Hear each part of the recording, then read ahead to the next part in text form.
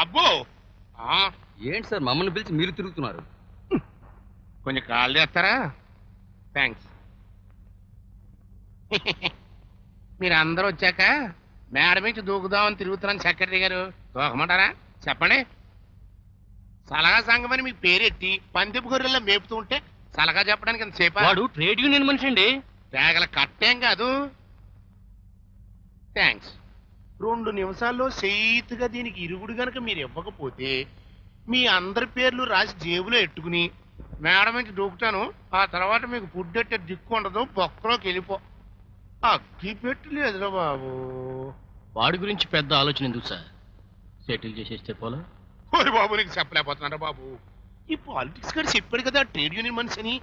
కానీ అని చంపారు రే. సెక్షన్కి దొరకకుండా అని చంపేది ఎలా?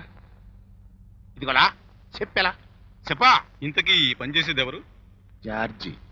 అయితే జార్జి బెంగళూరు వెళ్ళేటప్పటికి అదే రోజు జార్జి పేరు మీద మన మనిషి కూడా హైదరాబాద్ ఫ్లైట్ టికెట్ తో ఉస్మానియా హాస్పిటల్లో అడ్మిట్ అవ్వాలి. Flight ticket Osmania hospital admission ఆధారంగా ఈ ఇన్సిడెంట్ ఏ సెక్షన్ కి అందదు. ఆఖరి మొక్క ఇంకో పాలు చెప్పు. ఈ ఇన్సిడెంట్ ఏ సెక్షన్ కి అందదు. అందుకే నువ్వు చేస్తావు. ఇక పాలిటిక్స్ సార్, కర్ణాటక అసెంబ్లీ నువ్వు చూసుకో. నిన్నటితో అసెంబ్లీ అయిపోయింది, పర్వాలేదు సార్. ఫోన్ వచ్చిందిరా బాబు, ఫోన్ వచ్చిందిరా. మాట్లాడండి. థ్యాంక్స్. మాట్లాడుకోండి. ఏరా బాగుడా? ఆ పని మీదే ఉన్నానండి బాబు, ఆ పని మీదే ఉన్నానండి అయ్యా. సరే ఫోన్ ఎట్టేసుకోండి. రేపు సాయంకాలం 4:30 ఎర్రబాబుడు ముహూర్తం పెట్టాడురా.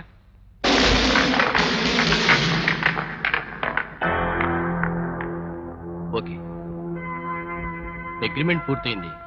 మిగతా విషయాలు వెంకటరత్నం గారితో మాట్లాడుకోండి. సారీ, 4:30కి 2 నిమిషాలు లేట్ అయింది.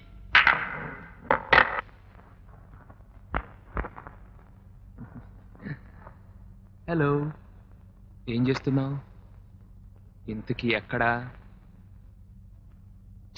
నీ బాకీగానే ఉండిపోయింది. ఏం బాకీరా?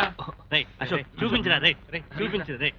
Ashok no please. ఒరే నో, చాలా రోజుల నుంచి చూస్తున్నా ఆ పుస్తకంతోనే మాట్లాడుతున్నా, అందులో ఏముందో చూపించరా రే.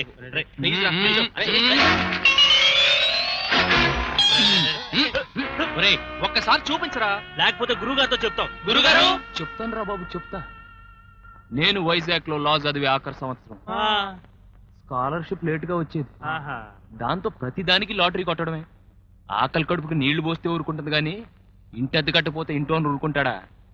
ఇంటి ఓనర్ నాకు సమస్య అయితే నేను వాడికి సమస్య. సమస్యలతో సత్తనమల ఈ ఆంధ్రప్రదేశ్ లో విశాఖపట్నం సముద్రం ఒడ్డున ఆల్ ఫెసిలిటీస్ ఉన్న ఇల్లు అయ్యనాది. ఇవాళ నుంచి కొత్త రూల్స్ పెడతాండా. రాత్రి పూట దీపాలు వెళ్ళకూడదు, బయట పూట పంకాలు తిరగకూడదు, పోయిన మంట రావచ్చు కానీ పొగ రాకూడదు. మళ్ళా వాటాకొక్క బిందె నీళ్లు, 2వ బిందెకు పైసలే కట్టరా. మీకెన్ని సమస్యలున్నా మీరు నాకు అద్దె సమస్య కాకూడదు. మళ్ళా సచ్చినాడా సమస్యలని చచ్చిపోతాం వేరా? ఆ కిల్లి కొట్టాడైతేనే కారు కన్నవాడు బాకిని జమలో కట్టినదేవి. అలా ఇచ్చేసారు అంటున్నారు, నువ్వు ఇవ్వలేదు అంటున్నావు. అలా సొంచు మాట వేసుకుని ఉంటావేరా? నీ తాకత్తు మీద ప్రమాణం చేస్తున్నా ఇయ్యలేదే. వాళ్ళు నీ దగ్గర పోకిన మాటలు చెప్తున్నారు. పోరి జర సోంచాయించు, గొంతు దాడించు.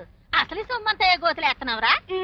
విన్నారా అమ్మ, ఐరావతం నాడు దాన్ని ఈ సుంచు మొహముడితో ఎలాగొచ్చాను అనుకుంటున్నారా? ఈడు హైదరాబాద్ నుంచి మా ఊరు దూళగాయడానికి వచ్చినాడు. పళ్ళు రాలగొడతాను. నేను పాలి మా ఇంటి అరిగి మీద కూకుంటేని ఇల్లుడల్లా గడ్మెట్స్ అటు నుంచి ఇల్లగా అంటున్నాడు. ఏటో అలాగ అంటున్నాడని ఇలా చూసాను. చూస్తేని పనొత్తానా తీయగా ఉంటుంది కదా అని అలా గడ్మెట్స్ అటు వెళ్ళిపోనాను. అంతే, లీడు కూడా లేసి వచ్చినందుకు నన్ను ఒళ్ళంతా చెప్పు తీసుకుని పెట్టి కొట్టుకోవాలా? అలా తాళం కప్పడు సంగతేట్రా. ఎప్పుడు చూసినా తాళం వేసి ఉంటది. అద్దె కూడా మనిషి అవపడ్డా. సరికైన రోజును చూసినా మళ్ళీ ఇప్పటిదా కాకపోలేదే. ఇదిగో ఈ ఏలాడి దగ్గర నువ్వు అద్దె వసూలు చేయకపోతే అద్దె వసూలు చేసేదాకా నీకు ఉండదు. దొడ్ల గడిది ఎదవా. ఆడు బడ మస్కరాయుడే. ఆడుతో పెట్టుకుంటే ఆమరాన్ని రారదిచ్చే. రేపు మాట వేసి పట్టుకుంటా గానీ గీయాలకి అన్నం పెట్టే. వండ పెట్టినా గోసి పెట్టించి దొడ్లో గోడకు పిడకలు కొట్టించేస్తాను. కారపెండ్ల దుంపల నువ్వునే వండమాట వండం. పడతా